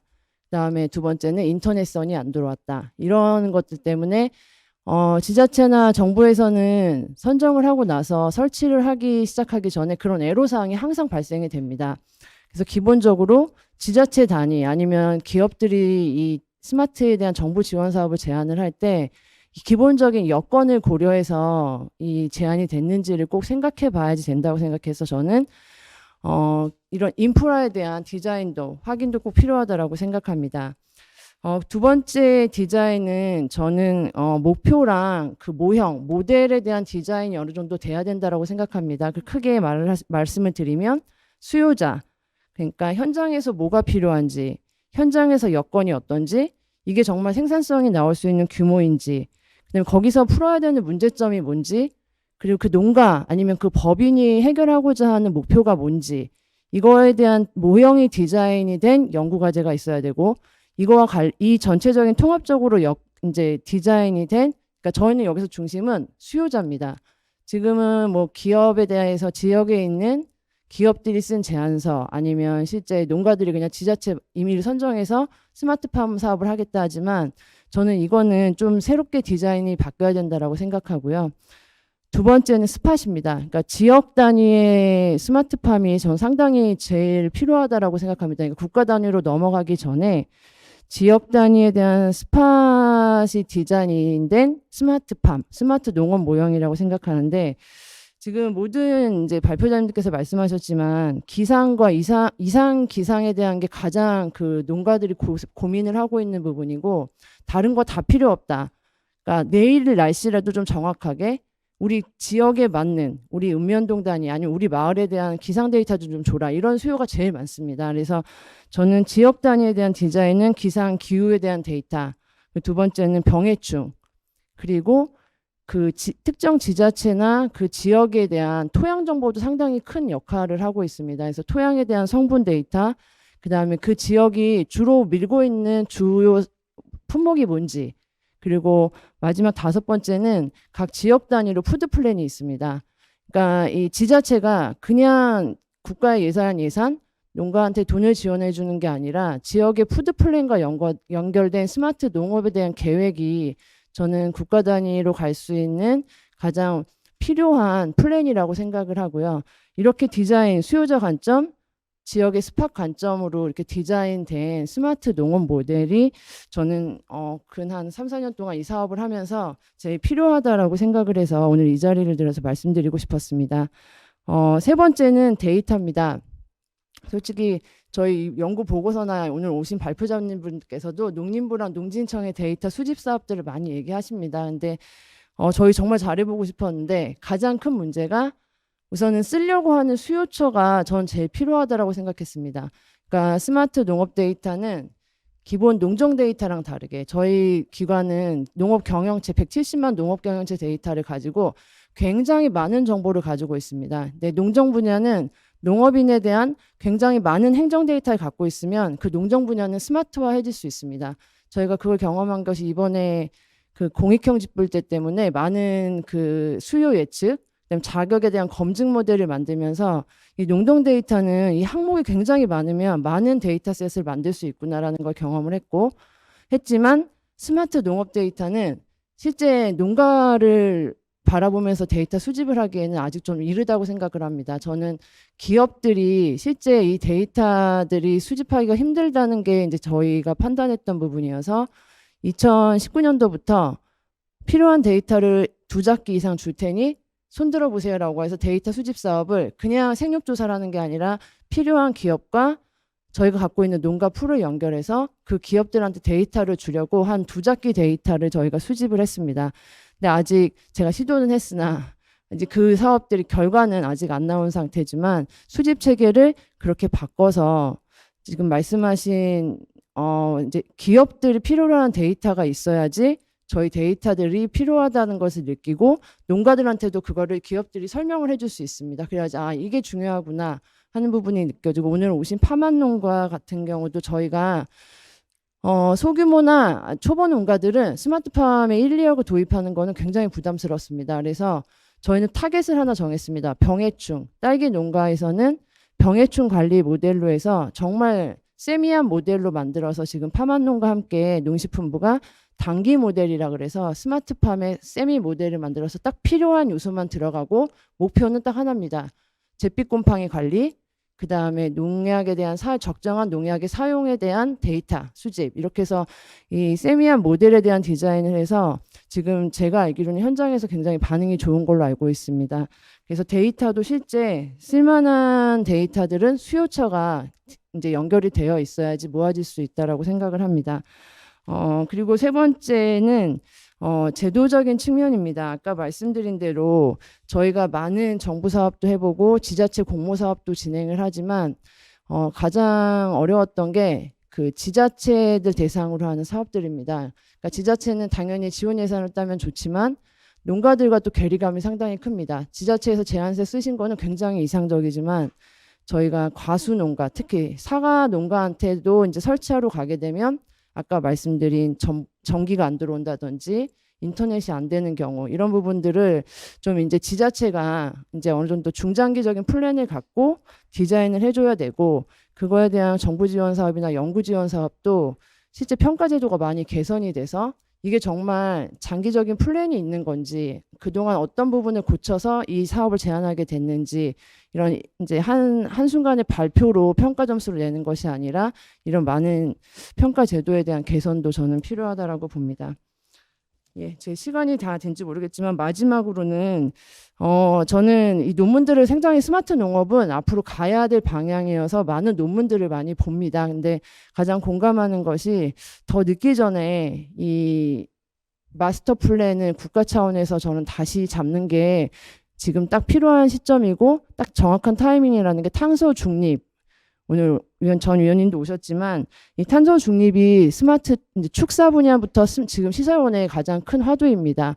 다음에 대한 모델은 그랜드 플랜이라고 아까 말씀하셨는데 이 탄소 중립, 에너지 절감 이런 모델이 병행된 지역 단위의 플랜과 국가 단위의 스마트 농업에 대한 중장기에 대한 블루 프린터가 있어야 된다라고 보고 그리고 가장 마지막 바라는 거는 정부 정책의 목표를 정확히 정해놓고 진단하고 아니면 다시 돌아가서 되짚어서 다시 이제 민간과 같이 할 수 있는 그런 진단과 분석에 대한 과정도 저는 굉장히 스마트 농업 분야에서는 많이 필요한 것 같습니다. 네. 예산을 집행하고 있는 그 농정원에서는 이런 것들이 현실적으로 현장에서 체감될 수 있게 고민이 많이 하고 있습니다. 이런 사업을 하고서 느낀 점 제가 오늘 두서없이 말씀드려봤습니다. 네. 예, 수고하셨습니다. 지금 우리나라의 농업과 관련된 데이터는 다 농정원으로 모여지게 되어 있습니다. 그런데 그 농정원에서 그 업무를 수행하신 분의 토론이었는데 시간이 가고 있어서 아쉽습니다. 물어보고 싶은 게 정말 많은데 다음 순서로 넘어가겠습니다. 조현경 농경연 연구위원님께서 농협경제연구소 연구위원님께서 토론해 주시겠습니다. 네, 안녕하십니까. 농협경제연구소 조현경이라고 합니다. 우선 좋은 내용을 준비해 주신 발표자분들께 정말 감사하다는 말씀을 드리고 싶고, 전반적으로 제가 오늘 느끼는 거는 뭐 발표자분들이나 토론자분들이나 다들 이제 데이터를 어떻게 잘 활용할 수 있을 것인가, 이 디지털 전환 사회에 맞이해서 우리가 어떻게 하면 농업 분야에서 이제 데이터 기반의 영농을 이끌어갈 수 있을까, 뭐 이런 이야기를 중심으로 해주셨다고 생각을 하는데, 이제 이게 사실상 데이터 수집이 현재 어렵고 그러다 보니까 더 그런 것에 대한 논의가 많이 이루어지고 있다고 생각을 하는데, 이제 저는 아무래도 농협에 있고 해서 농업인의 입장에서 조금 이제 다른 이야기를 해보려고 하는데, 그 이제 많은 논의들이 보통 농업 빅데이터 플랫폼 구축, 운영 이런 얘기를 정말 많이 하고, 저도 그 필요성에 대해서 굉장히 깊이 공감하고 있습니다. 그러니까 어쨌든 데이터 기반으로 뭔가를 하려면 그걸 잘 축적을 하고 뭐 활용할 수 있는, 분석할 수 있는 이런 게 마련이 돼야 되고, 그다음에 사실 저희가 개방 경제 시대에 살고 있는데 그 사회에서 어쨌든 선진국과의 격차가 뭐 더 벌어지지 않게 하려면 또 그런 것들이 더 중요하다고는 생각을 하는데, 그래서 사실 이제 농협에서도 그런 사업을 뭐 농정원과 농진청과 같이 협력해서 진행하고 있기도 하는데요.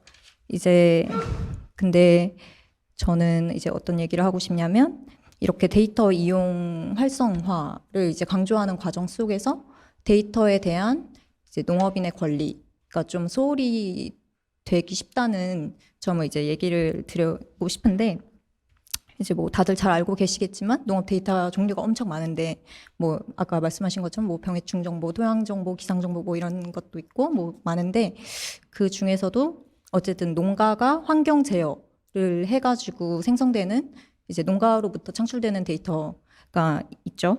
근데 이제 그런 농가 단위의 그 개별 데이터들은 사실은 이제 뭐 다른 농가의 데이터나 뭐 기상이나 뭐 이런 그 외의 데이터랑 합치기 전에는 그 가치를 좀 인정받기가 어렵습니다. 그러다 보니까 이제 개별 농가 입장에서는 그런 ICT 기기 업체들과 뭐 데이터 계약을 하거나 할 때 좀 공정한 계약을 맺기가 이제 어려운 상황이라고 이제 보이고요.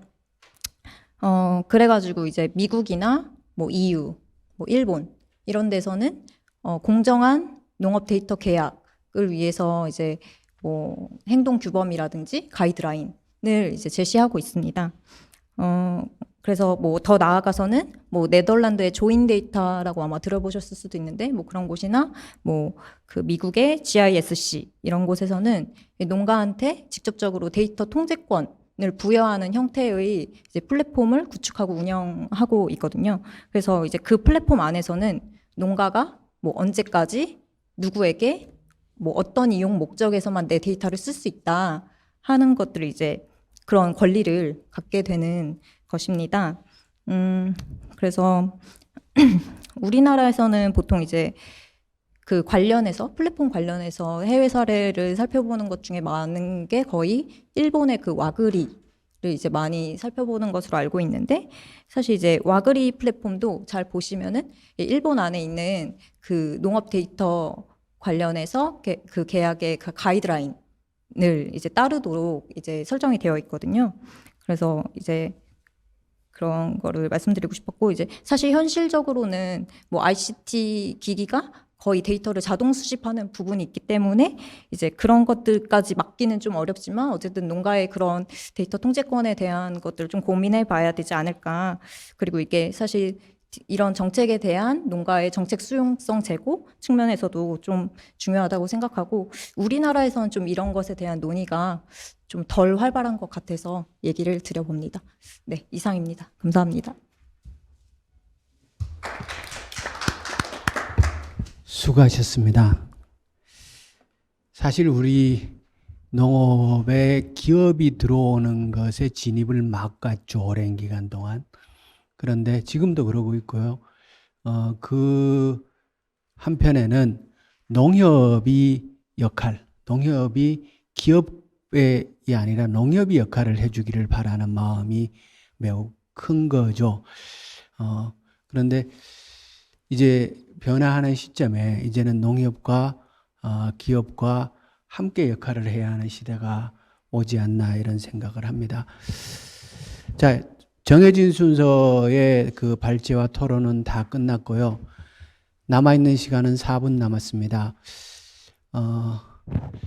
굉장히 많은 질문을 하고 싶은 것들이 있는데 그것을 시작은 하지 못하겠고요. 한 가지 부탁 말씀만 좀 드리겠습니다. 오늘 이 준비된 이 세션은 굉장한 내용을 담고 있는 아주 잘 기획된 세션이라고 생각을 합니다. GSNG가 아니면 이런 준비를 할 수 없을 것이라고 생각을 하고요. 특히 기획을 해준 남재작 소장이 아니면 또 할 수 없는 영역이었다라고 생각을 합니다. 그래서 GSNG 이사장님에게 부탁을 드립니다. 이런 내용을 한 차례 토론으로 소비해서는 안 되는 것 아니냐. 그러니까 여기 오늘 오신 분들을 한 분 한 분 따로 모셔서 우리가 집중 토론하고 질의해야 합니다. 우리는 문제 해결 이전에 문제 의식을 가져야 되고 그 의식을 질문화시킬 수 있는 능력을 가져야 되는데 그렇다면 우리는 오늘 이 내용들 하나하나를 질문해야 하지 않는가라는 생각을 하고요. 그런 기회를 꼭 GSNG에서 하셔서 준비해 주시길 부탁드리고 이제 2분 남았는데요. 발제자님들에게 각 1분씩을 드리겠습니다. 예, 어떠한 산업이든 디지털 전환과 맞닥뜨리면 업의 개념과 경쟁 요소가 바뀝니다. 유통업이 그랬고, 그리고 숙박업, 그다음에 운송업, 그리고 광고업 다 그랬습니다. 농업 역시 디지털 전환을 통해서 업의 개념이 바뀔 건데요. 농업은 산업인 측면도 있지만 기반인 측면도 있기 때문에 다른 산업보다 디지털 전환 과정에서 훨씬 더 복잡하고 다양한 측면을 고려해야 되고 나타날 수 있습니다. 제가 볼 때는 그러니까 제 전망이고 가설인데 두 개의 플랫폼으로 결국은 귀착될 거다라고 보는데 하나는 이제 농가 단위에서 사이트 중심의 스마트팜은 민간 플랫폼으로 귀착될 거라고 생각을 하고요. 그리고 농업의 디지털 전환과 관련돼서 큰 틀은 국가의 플랫폼으로 전환될 것 같다라고 봅니다. 그래서 농가 단위에 하고 있는 여러 가지 액티비티들이 민간의 플랫폼으로 해서 농민이 모이고 거기서 이제 액션이 일어나는 산업 활동이 일어나는 것에 이미 시작이 돼 있고 플랫폼화되고 있다라고 보고요. 지금 가고 있는 파편적 분절적 구조가 다 그쪽으로도 모여서 예전에 우리가 인터넷 포털 만들어지는 그런 형태의 움직임이 있을 거라고 봅니다. 그다음 제가 아까 표현했던 국가 단위의 스마트 농업은 농가 단위의 스마트팜이 커지는 모델은 아니고 그거와는 별도의 리그가 있다는 거죠. 별도의 구성이 필요하다는 건데 아직은 우리가 덜 관심을 갖고 착수하고 있다. 그래서 그 부분에 더 역량을 투입하고 자원을 투입할 시점이 되었다라는 거고요. 국가 단위 스마트 농업에 대한 플랫폼은 정부가 만들어야 됩니다. 그래서 그게 이제 만들어지면 그 위에서 각종 농업 활동 그리고 농민하고의 소통 그리고 그 여러 가지 제도의 실행 등이 될 수 있을 거라고 가설을 가지고 있습니다. 그래서 그렇게 되면 한국 농업도 크게 담대한 전환이 될 수 있을 거라고 보고요. 사실상 이 두 가지를 할 수 있기 위해서 이 두 가지를 통해서 우리 농업의 난제를 극복하고 그리고 미래를 준비하기 위해서는 우리 한국 농업은 아주 다른 나라보다 좋은 컨디션, 좋은 시작점 그리고 좋은 자원을 가지고 있다라고 보거든요. 그래서 이제 그 시점에서 농가 단위 스마트팜도 물론 열심히 하고 또 민간의 그 진입을 또 훨씬 더 독려해야 되는 그런 시점이고요. 국가 단위 스마트 농업을 위한 플랫폼은 지금부터 큰 그랜드 디자인을 하고 그리고 토론을 통해서 청사진도 확정하고 해서 더 열심히 추진했으면 좋겠다라고 생각합니다. 네, 감사합니다. 30초씩만요. 네. 네, 식량작물 부분에서는 아무래도 우리나라에서 가장 중요한 식량작물은 아직까지는 아마 별을 능가할 수 있는 식량작물은 나오지 않을 것 같은데요. 우리나라 기상이 가장 그 벼에 적합하고 또 역사적으로도 가장 오랫동안 또 여러 가지 열량 측면에서도 가장 큰 중요한 위치를 차지했기 때문에 아마 벼를 중심으로 말씀을 드렸습니다. 그런데 이제 그 식량작물도 다양화되고 있습니다. 그 소비자들도 다양화되고 있고 기후 변화나 국제 정세가 바뀌면서 많은 부분에 있어서 이제 위기가 왔지요. 예, 그런 부분에서 생산성이나 이런 상품성에 대해서 이제 새로운 시각들이 많이 필요해졌습니다. 근데 그런 복잡한 상황에서 이제 정부 주도로만 진행되어 왔던 부분에서 이제 민간 차원의 다양한 협력이 굉장히 중요하고 그것을 함께 구현할 수 있는 디지털 농업 또는 정밀 농업이 가능했으면 합니다. 아까 그 정밀 농업과 디지털 농업이 좀 다르다, 스마트 농업이 좀 다르다 이렇게 하는 의견이 있었어요. 그래서 결국은 그걸 가만히 생각해 보니 균일화하고 표준화 문제였고 이 문제 뒤에는 중요한 전방 산업인 종자의 개발 그리고 후방 산업인 그거의 활용과 소재화 그리고 수출까지 생각할 수 있는 그런 적극적인 사고가 우리 식량 농업에게 필요한 것이 아닌가 이런 생각을 해봤습니다. 거기엔 정밀 농업이 굉장히 중요한 역할을 할 것이라고 생각합니다. 예, 국가기관에서 제공하는 농업 데이터가 보다 활용될 수 있도록 수요자 측면에서 다시 한번 검토하겠습니다. 예, 이상입니다.